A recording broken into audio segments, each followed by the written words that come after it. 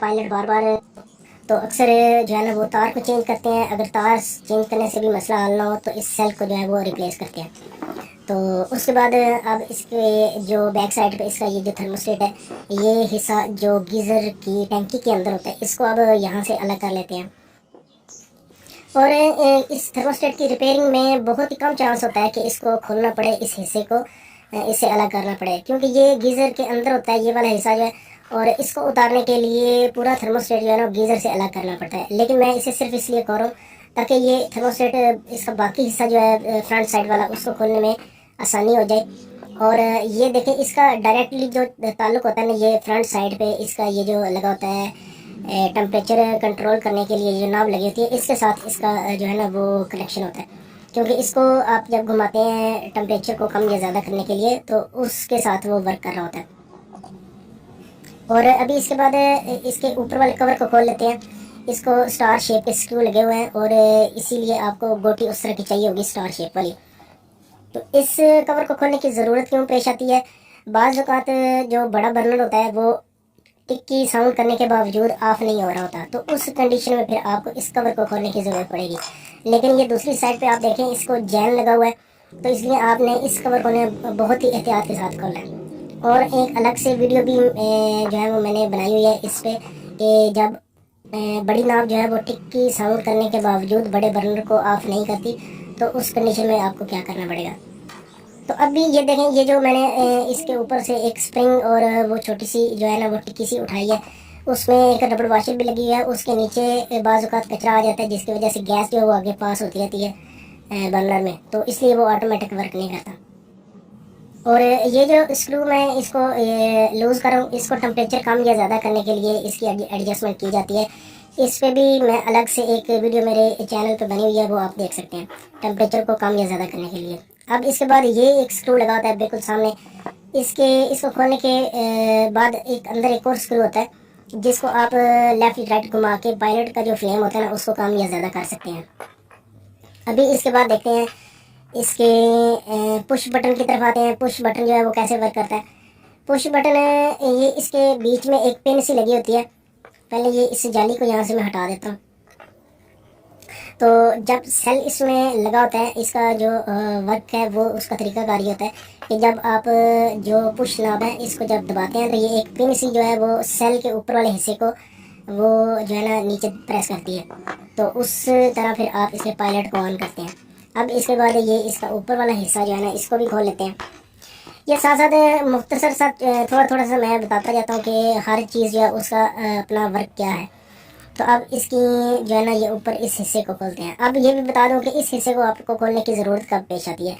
जब ये वाली नाव जो होती है, जिसको आप पहले जब आप पायलट ऑन करते हैं, पायलट ऑन करने के बाद जब इसको ऑन की तरफ करते हैं बड़ा बर्नर, तो ये नाव जो होती है घुमा के ये वर्क करती है। तो ये नाव जब जाम हो जाती है तब आपको इस हिस्से को खोलना पड़ता है। तो इसको ग्रीस वगैरह करते हैं, ग्रीस वगैरह करने के बाद वापस लगा देते हैं।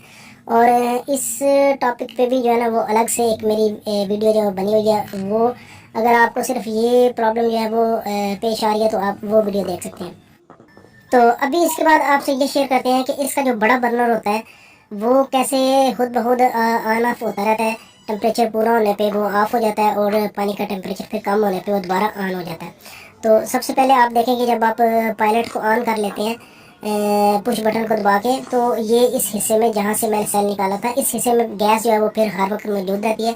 और नाव को जब आप ऑन करते हैं पायलट से बर्नर की तरफ करते हैं, तो वो ये दो सुराख जो ऊपर बने हुए हैं, इनसे होते हुए ये देखें यहाँ इस हिस्से में आ जाती है। ये इस हिस्से में गैस जो है ना वो फिर आ जाती है नाव को जब आप बर्नर पे कर लेते हैं।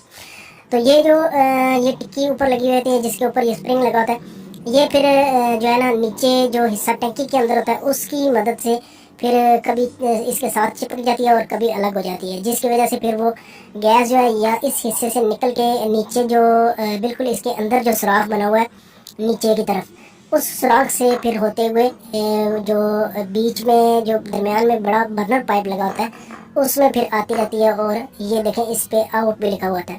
ये आउट इसीलिए लिखा हुआ है कि यहाँ से गैस जो है ना आउट होती है और आगे बर्नर की तरफ आती है। तो ये इसका सारा तरीकाकार था इसके बड़े बर्नर का जो है वो ऑटोमेटिक कैसे काम करता है। तो अब ये इस हिस्से को भी निकाल देते हैं। जो जो हिस्सा टैंकी के अंदर होता है इसका जो थर्मोस्टेट, वो जो इसको जो है ना वो टिक टिक करवाता है, जो इस वाशर को जो है ना वो कभी ऊपर करता है और कभी नीचे करता है। तो ये हिस्सा जो है ये इसमें जो टिक की साउंड आती है वो भी मैं आपको बता देता हूँ। वो नीचे वाले हिस्से में जो टैंकी के अंदर होता है उसमें उसके अंदर भी बारीक सी एक पिन सी लगी होती है, वो भी बाद में आपको दिखाऊंगा। वो जो है ना वो पानी के टेम्परेचर कम ज़्यादा होने की वजह से इसको वर्क करवाती रहती है।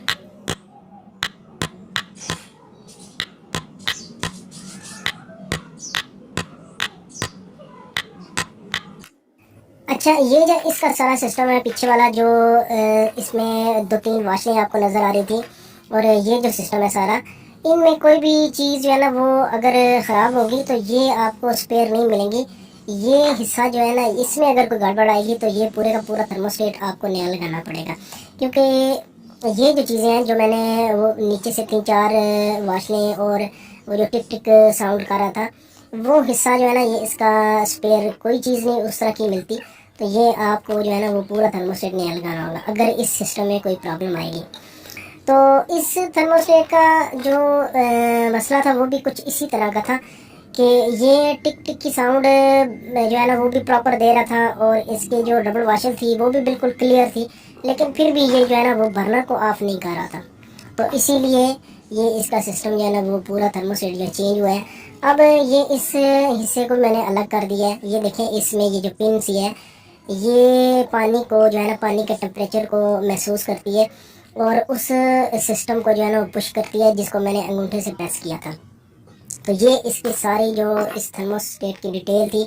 अभी भी कुछ चीज़ें ऐसी हैं जो रह गई हैं, वो इंशाल्लाह फिर कभी आपके साथ शेयर करेंगे, और उम्मीद करूँगा कि ये वीडियो आपको अच्छी लगी होगी। और अगर वाकई ये वीडियो आपको पसंद आई है तो इसको लाइक और शेयर ज़रूर कीजिएगा। चैनल पे पहली बार आए हैं तो चैनल को सब्सक्राइब ज़रूर करें और नोटिफिकेशन बेल के ऊपर भी ऑल क्लिक करें।